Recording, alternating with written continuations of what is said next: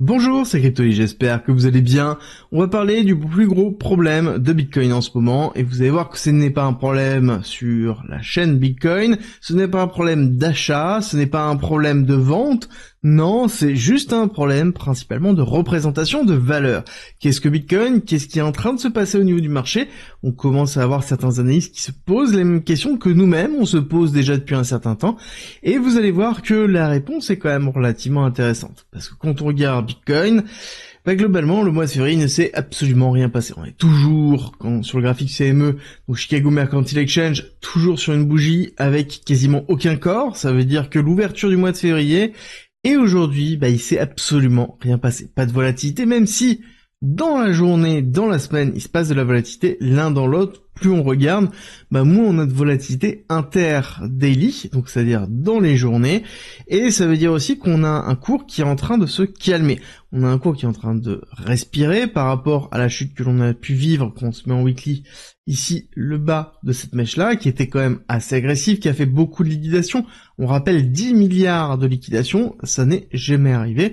Donc forcément, il y a un coup sur le marché qui est en train de se mettre en place. Et ce coup-là, en fait, il interroge énormément, parce que globalement, on se pose pas mal de questions. La première, ça va être comment ça se fait que Bitcoin ne pousse pas, comment ça se fait que les altcoins sont en train de souffrir, alors que on a un président qui a lancé son meme coin, on a un président qui lance une réserve de Bitcoin, on a un président qui a lancé une commission pour évaluer si on fait une réserve nationale de Bitcoin en plus d'une réserve nationale d'assets numériques entre guillemets, un président qui a lancé un fonds souverain qui possédera certainement du Bitcoin. On a MicroStrategy qui se renomme Stratégie avec un B, on va en parler dans quelques instants, vous allez voir, c'est quand même assez impressionnant le positionnement que Michael Saylor est en train d'avoir. On a derrière la CFTC qui est en train de se calmer, la SEC qui est en train de se calmer, on a une commission qui va établir une réglementation crypto en général, une réglementation stablecoin, on a les banques américaines qui vont rentrer dans la crypto. Bon, je suis sûr que j'ai dû oublier quelques petites miettes, mais bon, ça fait quand même beaucoup. Alors oui, beaucoup était déjà promis, et donc on avait des attentes dessus, on peut dire que ça a été pricé. Ça n'empêche qu'on est quand même sur beaucoup de bonnes choses, et le prix ne reflète pas ces choses-là. Et c'est ce qui est compliqué, et on parle beaucoup de sous-évaluation, et on considère même que Bitcoin est sous-évalué de 50 000 ou de 100 000 dollars, au vu des différentes nouvelles que l'on pourra avoir, alors que justement BTC reste plafonné en dessous des 100 000 dollars, ou lutte difficilement pour rester au-dessus des 100 000 dollars. Et justement, c'est cet écart-là qui fait que on a ce sentiment d'injustice, d'incompréhension, de se dire que potentiellement c'est la fin, et c'est toujours cet aspect psychologique qui est très compliqué à gérer dans un marché financier, surtout le marché des crypto-monnaies. Vous avez l'habitude de m'entendre parler de ça. C'est pas pour rien, l'achat et la revente c'est toujours très simple, par contre la psychologie c'est toujours le plus compliqué dans l'investissement en général, et surtout en crypto. Et c'est pour ça que vous retrouvez en commentaire en description la possibilité de rejoindre un groupe privé gratuit qui est le mien, dans lequel vous allez retrouver de la formation, des informations, on va avoir des analyses qui vont arriver normalement cette semaine, vous allez avoir aussi des lives pour pouvoir souffler sur ce qui est en train de se passer. C'est en commentaire, en description, et nous, on avance.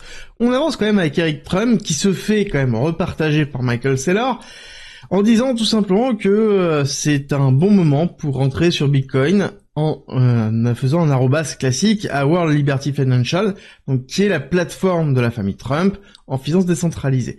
Et oui, là on a encore un conseil en investissement sans forcément conseil en investissement du fils de Donald Trump, du fils des présidents des États-Unis quand même. On est dans, encore une fois, quelque chose qui ne peut arriver qu'aux USA. Et le pire, c'est que lui n'a pas dans les commentaires, mais qu'est-ce que tu penses de... Et le 2, après le 2, vous remplacez par n'importe quel crypto que l'on peut retrouver. Globalement, nous, que l'on peut retrouver quand je fais un post sur une crypto. Qu'est-ce que tu penses d'eux? C'est, je pense, la question que j'ai le plus et que l'on retrouve le plus sur les youtubeurs en général, ou ceux qui font du contenu sur les cryptos. Mais en l'occurrence, si Eric Trump pose la question, enfin pose l'affirmation que c'est le bon moment pour BTC, tout se passe bien, et il y en a un qui en profite, c'est Michael Saylor.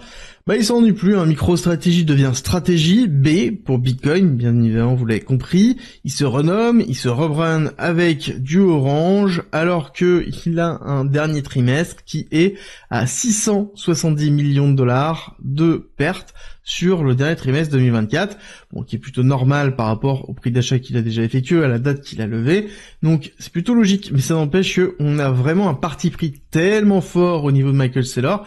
On se demande jusqu'où il va arrêter, même s'il a dit qu'il avait arrêté les différents achats, il a dit qu'il ne vendrait pas justement Bitcoin, et que pour l'instant, il fait un stand-by, il arrête. Donc je pense qu'il y a une notion de levée de dette, parce que s'il ne peut pas lever de dette, il ne peut pas acheter de Bitcoin. Donc après, il faut qu'il ait la possibilité de pouvoir lever de la dette et en trouver.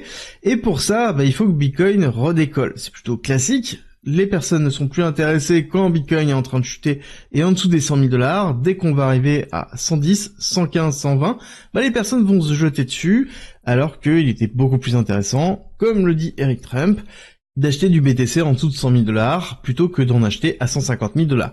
Par contre, le comportement de la famille Trump commence à poser des questions. Et on voit notamment Public Citizen, donc qui est un organisme américain de surveillance, qui est non lucratif, qui porte plainte contre le même comme Trump. Alors, je suis ok. Le but, c'est de se poser la question si le président devait vraiment être autorisé à s'enrichir de cette manière, et que ça ouvrirait la voie à ce que d'autres politiciens le fassent. C'est vrai qu'ils n'ont pas d'autres moyens pour pouvoir s'enrichir. Bon, on sait très bien les différentes manipulations qu'ils peuvent faire, étant donné qu'ils peuvent agir, acheter directement en bourse, alors que c'est eux qui déploient et qui légifèrent les lois, donc c'est quelque chose en soi qui est limite. Et là, c'est vrai que lancer son propre coin quelques jours avant de devenir le président américain, ça reste quand même quelque chose. Par contre, il demande un arrêt des ventes de Trump, donc le même coin, et un retour des fonds aux investisseurs. Mais il demande quel retour des fonds aux investisseurs. À partir du moment où ce sera légiféré, à partir du moment où l'enquête sera terminée, et que Trump vaudra 0 parce que tout le monde aura vendu en anticipation, je comprends pas bien, en fait, la réflexion qui se trouve derrière, et ça montre, encore une fois, je pense, une incompréhension réellement de ce qui est en train de se passer, de ce qu'est un memecoin, de ce qu'est une crypto, de base, et que c'est une offre et une demande. Mais je suis d'accord sur la notion de la légifération, si oui ou non on devrait avoir le président des États-Unis qui lance son propre memecoin. Et en parlant de réglementation, on va parler de la CFTC qui, ça y est, statue la fin de la réglementation par la force, donc c'est une très bonne chose. On voit qu'on se dirige vraiment sur des bonnes nouvelles, j'arrête pas de vous le dire, on est sur des bonnes nouvelles, on va vouloir instancier directement une blockchain publique pour pouvoir regarder les dépenses du trésor américain. Alors je pense qu'il n'y aura pas toutes les dépenses, mais une majorité des dépenses, de façon à ce que tout le monde puisse contrôler ce qui est en train de se passer. Et donc c'est positif tout ça. Et pourtant on a un BTC qui galère, qui est coincé dans un range. Et ce range est aussi la représentation, je pense, d'une temporisation du marché suite à une accélération que l'on a pu avoir. Et cette temporisation du marché vient aussi du Nasdaq qui est en souffrance, on va le voir dans quelques instants, bien qu'on devrait pas tarder à exploser, je vais vous le montrer aussi dans quelques instants. Donc on est quand même assez proche du Nasdaq de base, on s'est fait emporter sur une baisse, et on est bloqué en dessous des 100 000 dollars. On n'arrive pas à repartir, et quand on regarde un petit peu ce qui se passe de l'autre côté, on voit que on a surtout une pattern où on a créé beaucoup de liquidités au-dessus des 103 000. Là, moi j'ai toujours cette imbalance et cette liquidité-là qui me pose beaucoup de questions ici. On voit qu'on a laissé pareil de l'imbalance qui se trouve ici, et on a un order block qui se trouve là, plus les niveaux 618, 786 qui n'ont pas été touchés. Pour moi, l'optique, c'est de me dire, si on retourne ici, parce que je pense qu'on va retourner assez rapidement là, est-ce que on est dans une volonté d'avoir un breakout fort, ou est-ce qu'on va être dans une volonté d'aller chercher des liquidités en bas? Voilà, si on va chercher les liquidités en bas, ce sera peut-être la dernière frayeur à aller chercher, pour ensuite repartir, et c'est un petit peu ce que l'on avait vécu si on dézoome. Toujours important de dézoomer, parce qu'on est vraiment dans une situation qui est à peu près identique à ce que l'on avait vécu ici, dans cette zone-là, dans laquelle on avait eu bien cette chute dramatique le 5 août, avant de repartir en accélération haussière, et ensuite aller chercher le 6 septembre, un retest pour repartir, avec la rupture de ce bull flag, rupture qui avait eu lieu sur la victoire de Donald Trump, et ça n'empêche qu'on avait quand même bien monté, très très fortement, je veux dire de septembre jusqu'à octobre, fin octobre, début novembre, on avait fait justement une touche sur les 74 000 dollars avant d'avoir un retracement et une accélération. Donc on pourrait très bien être dans la même pattern. Pour moi, la seule chose qu'il va falloir surveiller, ça va être vraiment la notion de patience et d'impatience des investisseurs. Ça veut dire que ça peut prendre plusieurs jours, plusieurs semaines, plusieurs mois, 5 août, vous l'avez entendu, jusqu'au 5 septembre, donc globalement on a eu un mois d'écart pour ensuite avoir une rupture à la hausse un mois après. Bon, il faut le temps, voilà, ça prend du temps, c'est compliqué à tenir, etc., etc. C'est le cas, mais la réalité c'est que ça va se faire certainement, on va avoir une dernière peur, ou en tout cas un retour des bears très présent en disant non mais de toute façon on va plus remonter, etc., etc. On va avoir le classique, c'est une distribution en BC, AR, ST, SO, UT, là on est dans le LPC, et donc ça veut dire qu'on va casser, et c'est road to zero globalement, enfin façon de parler, c'est-à-dire que le boule est terminé. On va voir en retour de ces discussions-là, de ces personnes-là, c'est très bien, parce que ça veut dire qu'on sera très très bien placé, et ensuite on repartira tranquillement. Qu'est-ce qui se passe au niveau des liquidités? Pourquoi je vous dis ça? Je vous dis ça parce que on a une liquidité à 95 000, on a une liquidité à 92 000 ici, qui se trouve en dessous de ce lot-là. Quand on regarde ici l'accélération qu'on est en train de vivre, on a une liquidité à 100 000, liquidité à 100 000 qui a été laissée par ce top-là et ce top-là. Plutôt classique, on fait un equal high, on va aller liquider l'equal high, soit on descend tout de suite pour aller chercher les 95, voire même un petit peu plus bas pour les 92, soit on brûle tout ça, donc c'est-à-dire qu'on va aller chercher les 100K, et on va aller chercher ensuite les 103, parce qu'on voit tellement de liquidité ici, pour ensuite aller faire une recherche baissière. Si on dézoome un petit peu, c'est là où ça se corse un petit peu. On a un bloc qui est très important à 85 000. Ça, on le sait déjà depuis longtemps, c'est la buy zone que l'on a, hop, si on dézoome un petit peu, que j'avais posé ici à l'époque, qui est l'impulsion baissière sur le retracement que l'on peut avoir pour aller chercher les objectifs de 85 000 $. Mais pour moi, on est quand même loin de ce scénario-là. On va d'abord aller chercher la partie haute, avant d'aller chercher potentiellement une rupture baissière. Et pour moi, la rupture baissière n'est pas encore vraiment dans le pipe, hein. C'est pas confirmé du tout. Pour moi, le premier retest le plus important, ça va être ici, les 92-93, à surveiller vraiment de très près. Au niveau des injections de liquidité, on a toujours des injections de liquidité au niveau des ETF, 66 millions de dollars. Par contre, c'est très faible. Et c'est vrai qu'on voit quand même qu'on a une baisse des injections de liquidité, déjà depuis un certain temps. Au niveau, ici, des inflows sur les ETF, on voit bien que depuis qu'on est arrivé au top, on a vraiment une diminution des volumes, et c'est quelque chose qu'on avait vécu justement dans la mise en place du bull flag. C'est pour ça que je vous dis qu'on a quand même une pattern qui est très identique. Ça ne veut pas dire qu'on va rester dans un bull flag pendant 3 plombes. Bon, quoique, pourquoi pas, ça peut être aussi une image que l'on peut avoir et une représentation. C'est un scénario qui peut être envisageable, et il faut aussi se le mettre dans la tête, pourquoi pas. Bon, je pense que ça va être quelque chose qui va être beaucoup plus rapide, mais là on est dans une forme de consolidation sur l'accélération qu'on a eue. On respire avant de repartir, et ensuite on repartira. Et ce qui est intéressant, c'est de voir qu'on a toujours les institutionnels qui sont présents, qui sont pas en train de dumper, qui sont pas en train de vendre, pour aller plus loin. D'ailleurs, petite information, parce que je vois quand même beaucoup de choses qui sont en train d'arriver en commentaire, et des choses qui sont dans une incompréhension totale sur ce qu'est clairement des institutionnels ou non. Je vous invite à regarder sur les terminals Bloomberg les personnes qui achètent ici les ETF. Ce sont des familles office, ce sont des institutionnels, ce sont des États qui sont dedans. C'est en fait des institutions. Les fonds de pension américains sont des plus grosses institutions qui existent au monde en termes d'investissement. D'accord? Donc ça, ce sont des institutions, et ce n'est pas de la dump money avec un P. Dump veut dire chuter, ce n'est pas ça, c'est dumb money, D-U-M, ça veut dire stupide, ça veut dire la monnaie des personnes, des retail, des gens comme vous, comme moi, qui ne sont pas des gros investisseurs, qui n'ont pas la capacité de pouvoir manipuler le cours ou d'avoir des informations de premier ordre. Ce qui est le cas généralement de gros investisseurs avec des volumes tels que des fonds de pension gigantesques ou des énormes family office. Par contre, il faut impérativement le corréler avec ici le CME Open Interest, c'est-à-dire le futur des institutionnels, comment ils se positionnent. Plus on a un futur qui monte, d'accord, ça c'est l'Open Interest, hein, que ce soit les positions longues ou les positions short, si on a du futur, ça monte.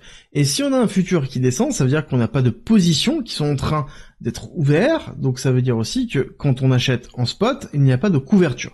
Parce que ça, c'est très important à prendre en considération, ce n'est pas parce qu'on a de l'injection de liquidité ici qu'on a un cours qui pump, il faut avoir de l'injection de liquidité forte dans les ETF, et à côté, pas une augmentation de l'open interest. Si on a une augmentation des deux, ça sous-entend peut-être qu'on a un institutionnel qui injecte de la liquidité et en même temps qui se couvre avec une partie de futur, et donc ça veut dire qu'on n'a pas forcément de l'injection réelle en spot.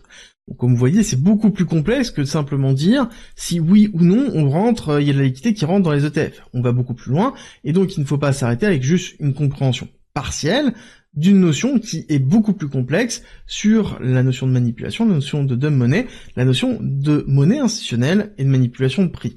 Bref, tout ça pour vous dire qu'on a un Nasdaq aussi qui est en train de pousser, qui devrait arriver dans les alentours des 21 800, niveau très important qui va falloir surveiller. Est-ce qu'on se fait rejeter ou non? Si on casse, ce sera très positif, ça veut dire que ça y est, on sort de cette phase de compression que l'on avait. Si par contre on se fait rejeter, il y a des grandes chances qu'on aille chercher un petit peu plus bas, 21 100, avant de pouvoir voir si on sort enfin de cette zone de compression pour pouvoir justement avoir un véritable mouvement. Et pour vous donner, encore une fois, de la visibilité, depuis le 17 décembre 2024, au niveau du Nasdaq, on a marqué un point haut, et depuis on range. Ok? Faites le parallélisme avec Bitcoin, vous allez vite certainement comprendre un certain nombre de choses. Bref, on terminera juste sur 2 points, c'est qu'on a quand même beaucoup de liquidités qui se déversent dans le marché actuellement, on voit bien un regain de liquidité déjà sur 2024, je pense que j'en parlerai certainement dans la vidéo de samedi dans l'hebdomadaire, donc qui est plutôt positif, et ça se corrèle vachement avec l'ensemble des stablecoins qui continuent à pousser, même si on a une petite inflexion depuis janvier 2025, on voit qu'on a toujours de l'injection de liquidité sur le marché crypto, et ça, c'est positif. Donc il n'y a rien qui annule le bull run, bien au contraire, on est vraiment dans une phase de stabilisation, et là ça va être vraiment la psychologie d'investisseur qui va faire si oui ou non on va gagner sur le long terme. Il faut juste être patient, avoir une bonne gestion de risque, ne pas surréagir, et être capable de pouvoir tenir sur le long terme. Et croyez-en, ceux qui ont déjà fait plusieurs cycles, qui certainement le diront aussi en commentaire, parce que je sais que vous êtes nombreux à avoir fait déjà plusieurs cycles à me suivre, et n'hésitez pas à faire partager votre expérience, surtout en commentaire pour les nouveaux, ou ceux qui sont arrivés en 2024, ou même pire, en 2025. Donc, on partage et on soutient, et nous on se retrouve très vite pour une nouvelle vidéo.